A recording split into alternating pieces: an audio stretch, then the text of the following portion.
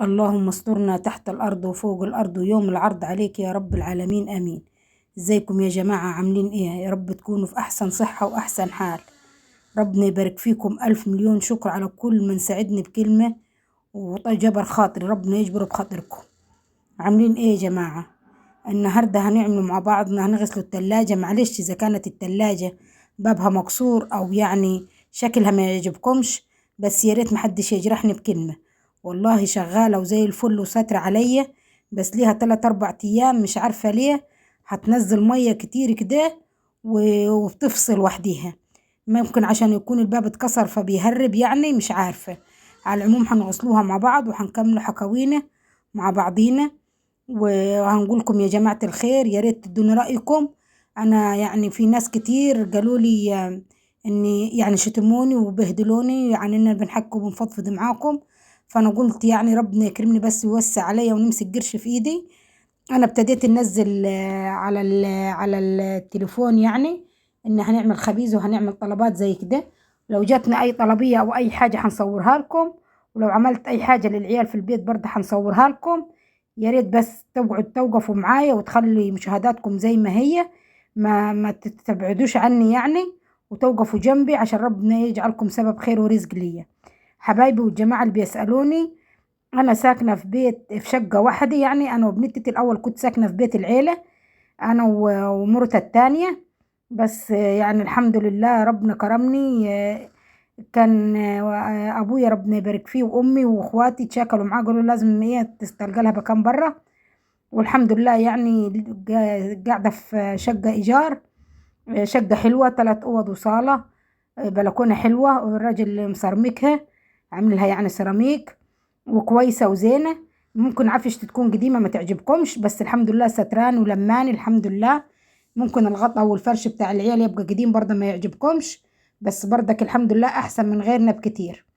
بس فقلت يا جماعة برضك ألف شكر لكل اللي سأل على بنتي، ربنا يبارك فيه، ما يسوقكم في عيالكم ويخليهم لكم، ويبارك فيكم ويدي كل محروم يا رب من الذرية، ربنا يكرمه واللي معاه يخليه له ويبارك له فيهم، وتشوفوهم في أحسن مناصب.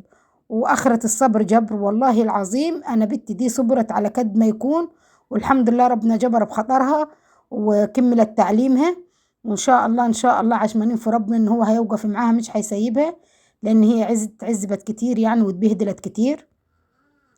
بس يا جماعة بعد ما الفيديو اللي فات زي ما حكيت لكم مرضيش اخلينا نروح نشوفها، وبهدلني وحلف يعني ان انا ما نروح لهاش، ولو رحت لها يبقى سبب طلاق.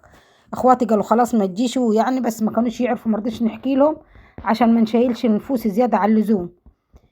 بس فرح صمم ان انا نسيب البيت ونمشي يعني. فانا مرضيتش، هنروح وين انا وبنتي؟ محدش هيحملنا، احنا 7 تنفار محدش يشيلهم. فصممت ان انا ما نمشيش يعني. ضربني وبهدلني وشتمني وقعد يقول اوسخ الالفاظ. بعد كده راح اخوه الكبير رن عليه قال له تعالى عايزك. المهم قال له عيال عمك جايين بكره وهيتغدوا عندنا وكده. راح هو قال له لا انا هناخدهم يتغدوا عندي. والله العظيم يا جماعة الخير، جاب لي فروشتين كبار، وجاب لي وراك قال لي اعمليها حمام كداب، وجاب لي شايفين التلاجة بتخر كيف يا جماعة؟ شايفين؟ مش عارفة ايه السبب ده يعني. يلا الحمد لله.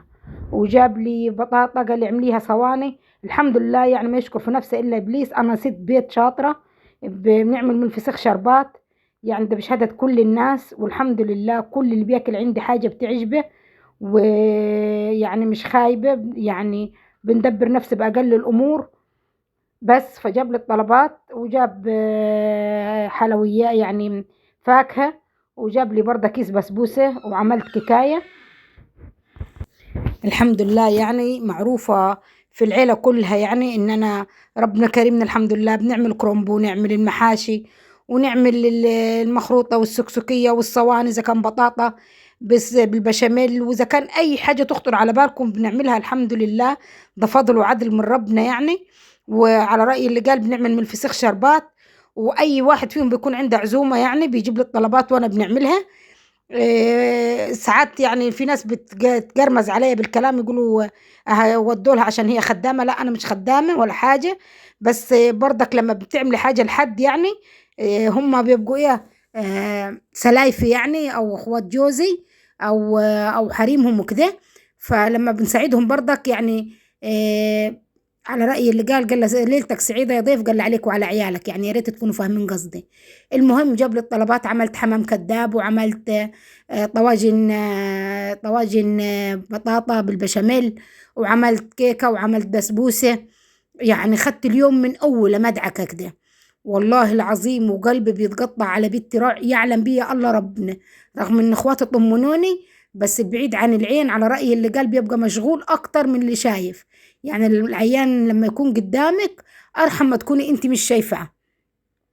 المهم خلصت، وجود جماعة اتغدوا عندينا واتبسطوا، وبقي 100 فل و14. إلا بعد ما اتغدوا راح هو فاتح الكلام وقال لهم نشاهدكم عليه دي، وقعد يشتم علي شتايم مسخة. وبعد كده أنا يعني قعدت نبكي، صعبت علي نفسي على الشقة اللي شقيتها والتعب من الصبح، وفي الآخر يبقى رد الجميل ده يعني، والبهدلة والإهانة دي. راح قالوا له عيال عمة بس احترم نفسك، عيب عليك، وأيا كان الكلام اللي انت هتقوله ده. بعد كده راح قاعد يشتم على بنتي شتايم قذرة خالص. رحت انا زعلت وقعدت نزعق معاه. راح ولد عمه الكبير قال لي ده انسان مش محترم، تزعليشي، ده بنته هو كيف يقول الكلام ده؟ ده لو هو انسان عاقل او انسان محترم ما يشتمش على بنته بالالفاظ القذرة دي. راح قال لهم بنتي دخلت كلية من غير ما تشاورني، وهي عارفة واخواتها عارفين، لكن انا ما نعرفش. قلت لهم يا جماعة احكموا بالحق، بنتي ليها اكتر من 6 سنين بيت ابويا، يعني لا عمرها كساها ولا شتاء ولا صيف ولا عيد ولا فرح ولا كره، ولا بعتلها جنيه، لكن يتحكم فيها في كل حاجة. يعني أي حاجة بتحصل بيتحكم فيها. قال أيوة أوصلي اللي أنت عايزة توصلي له، أنا بنتي جايها عريس وأنا مش هندي ليها. رحت قلت له يا جماعة، وإحنا سكتنا محدش اتكلم تاني، مع إن مفروض إحنا ما نشوروهش، لأن هو مش بيصرف عليها. هو مسك الكلمة دي وقعد يتشال ويتنكت ويفضفض في الأرض، يقول كيف تقول الكلمة دي؟ ازاي ما يشاورونيش؟ ازاي؟ قلت لا، انا بنقول لك مثلا يعني لو حد غيرهم يقول انك انت ما بتصرفش عليها ومالكش دعوه بيها، ما ندخلوكش في مشاويرها. المهم عيال عمه يعني حضروا الكلام وعيبوه في الشتايم اللي هيشتمها دي. وبعد كده راح قالوا له هي لهاش دعوه، انت لو عايز تهدي سرك وتهدي بيتك، شوف طلبات بنتك ايه وشوف امورها وروح مثلا لخلانها وشوف الدنيا ايه.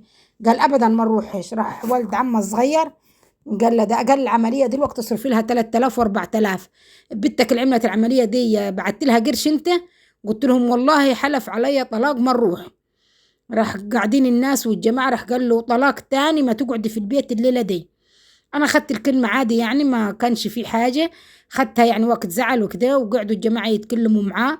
المهم يعني ما فيش فايده، يجوا له من هنا يجي من هنا، اللي في راسه في راسه، ما فيش اي تغيير ولا اي تفكير. قعد ولد عمه الكبير يحكي معاه ويجيب له امثال، ويجيب له من الشرق للغرب ومن الغرب للشرق، ويقول له دول بنات والبنات في رعايتك وكان وماني. ما فيش فايده فيه ابدا، يعني ما فيش. المهم رحت قلت لهم برضه، هو بيقول لي تاخدي مصاريف لبنتك. طب يا جماعة الأمر كذا كذا، ازاي هتكفيني الفلوس دي وازاي كذا؟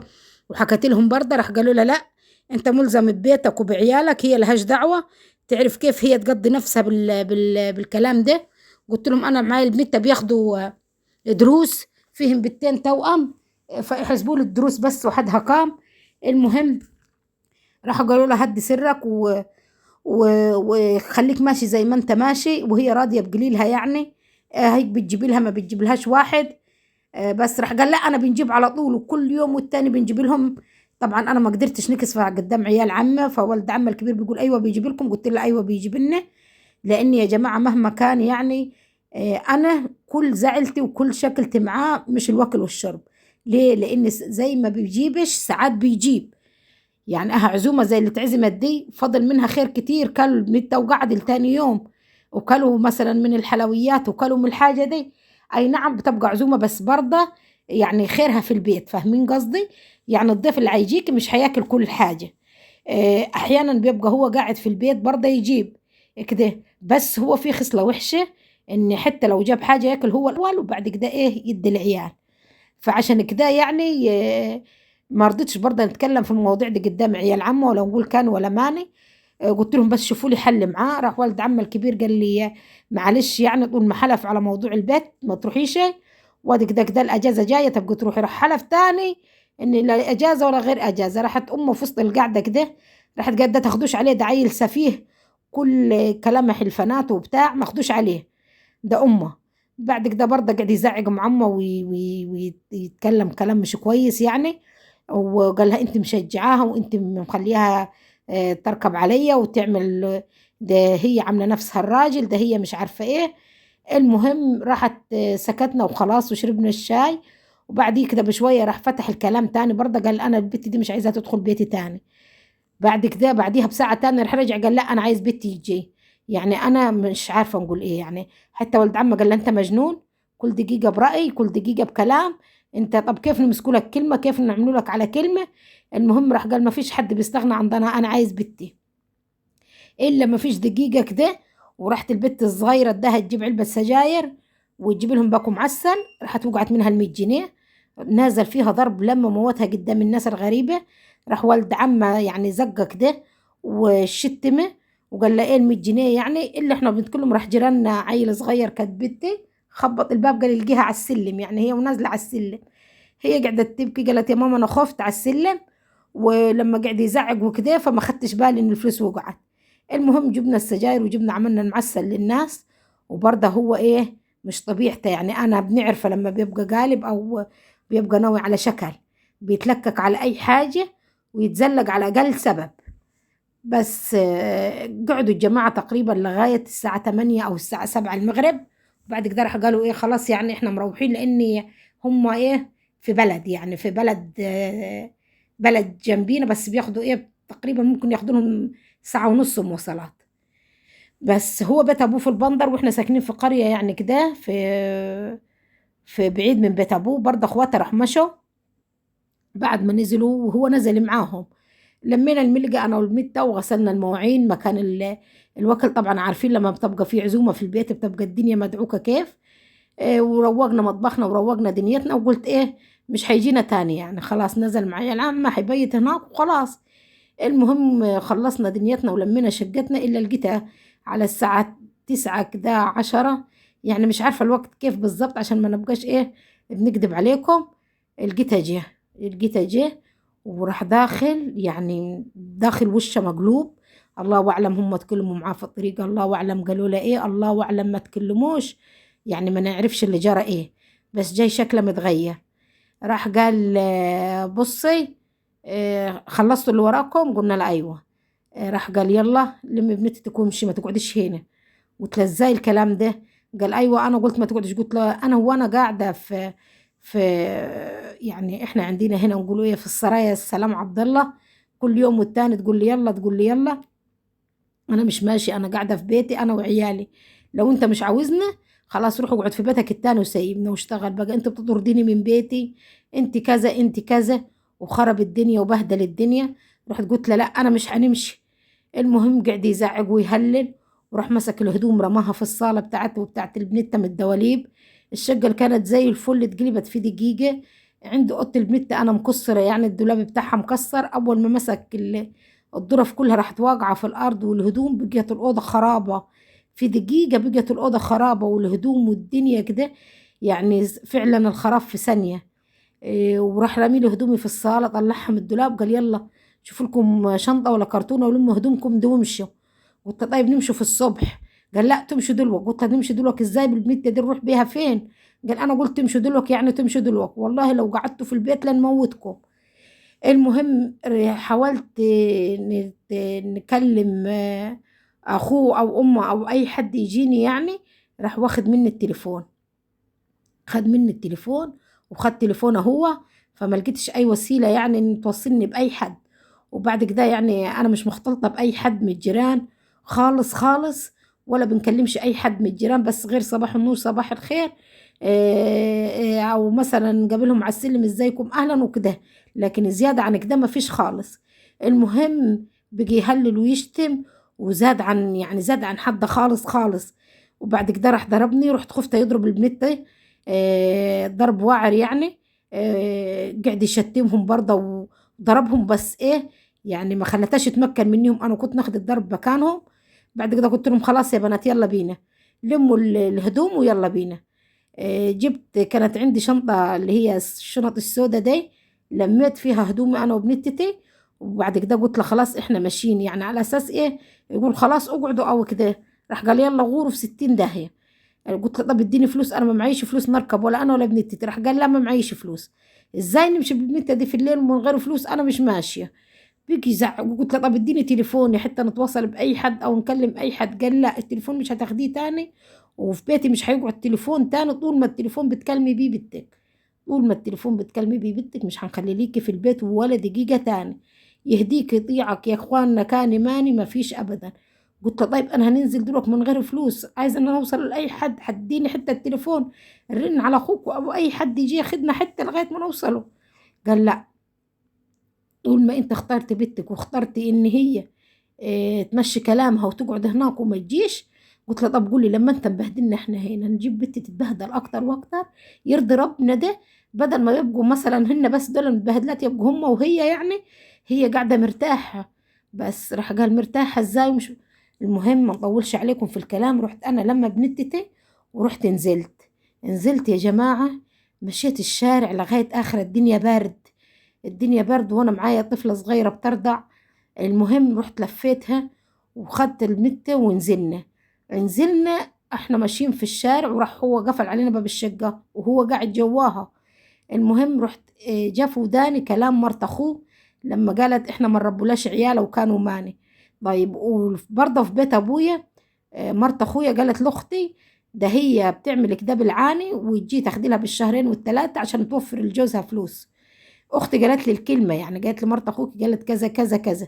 فانا ولا عايزه اروح هنا ولا عايزه اروح هنا. ليه؟ لان البني ادم تقيل مهما كان. فانا قلت نقعد في بيتي نستحملها حلوه ومره ونعيش. ربنا يكرمني باي مدخل رزق للبنت دي، نلقى لهم مدخل رزق. اقسم بالله انا البني ادم ده ما عايزه نعيش معاه دقيقه، بس المشكله في ايه؟ في ان ما حدش يتكفلني ولا يصرف عليا انا وبنتي. فهنتبهدل اكتر من كده يعني. اذا كان هو بهدلت الشتومه والطرد كل شويه، بس في الاخر بنرجع نلقوا لنا مكان نقعد فيه. لكن بره هيصرفوا علينا وياكلونا، بس بنحس بنات بيبقوا متهانين، مش بيبقوا يعني زي ما هم برضه مهما كان ليهم مكان يناموا فيه او ليهم مكان يقوموا يقعدوا فيه. فاهمين قصدي يا جماعه؟ المهم خدت بنتي وما معيش ولا قرش، ولا هنعرف نركب مواصلات ولا هنقدر نمشي بيهم المشوار. يعني ده مشوار من بلد البلد يعتبر، بناخده مواصلات عشان نروح بيت ابوه. وانا مش عايزه اروح بيت ابوه عشان مرت اخوه اللي في البيت دي. بعد كده بقيت ماشيه في الشارع نبكي مش عارفه نروح وين، الدنيا ضلمه والدنيا ليل. اخدت بنتي ومشينا مسافه كبيره. بعد كده فكرت في راسي قلت لا، انا مش هنروح عند اي حد. رحت رجعت تاني انا وبنتي، وانا وماشيه وراجعه بنفكر بنقول يا رب طب هنبيت الليله دي وين؟ هنقعد انا لو في مفردي مثلا هتروح تخبط على اي حد تقعد عندي، لكن انا وبنتي هنروح وين؟ مرت اخوه هتتريق وتقول كانوا ماني، وامه ما فيش غير اصل امه واخده اوضه بس في البيت، ومرت اخوه واخده شقه كبيره، ومعاه اخت تانية يعني في البيت اللي هي بتجي وتروح، اللي كانت عايزه بنت الرجل ولادها دي واخده اوضه قفلاها. يعني قبل كده طلبتها منها وقلت لها نقعد فيها انا وبنتي بس ما رضيتش. فانا اتهنت بما فيه الكفايه، فما رضيتش نروح عند حد خالص خالص. رحت قلت لبنتي تحجوا معايا. قالوا ايوه يما مكان ما تروحوا احنا معاكم. قلت لهم خلاص يلا بينا نرجعوا ونشوفوا اي مكان نقعدوا فيه. المشكله ان أنا ولا معايا فلوس ولا معايا مفاتيح الشقه ولا معايا اي حاجه خالص. نازله كده سليط بالليط، ولا معايا ولا حتى هدوم للبنت ما خدتش. على اساس قلت لو نزلنا حتى الشارع يرجع ويقولنا خلاص ارجعوا يعني. بس خدت بنتي ومشينا، رحنا رجعنا تاني نفس المشوار اللي مشيناه. والدنيا برد، البنت الصغيرة بقت ترجع معايا جامد وبقت تكح، خدت هوا شديد. إلا المهم رجعنا، ما لقيتش حل غير إن أنا مبيت أنا وبنتي في العمارة قدام باب الشقة. ما فيش حل تاني غير كده. خدت بنتي تقول أنا فكرت في دماغي كده يعني. رجعت برضه الدنيا هس هس ما فيش أي حد. رحت خدت بنتي وطلعنا لفوق كده. هو كان نزل بقى ورانا، لان احنا البنت خبطوا على باب الشقه على اساس يكون جوا ويقولوا له معلش يا بابا عشان يدخلوا. الا بعد كده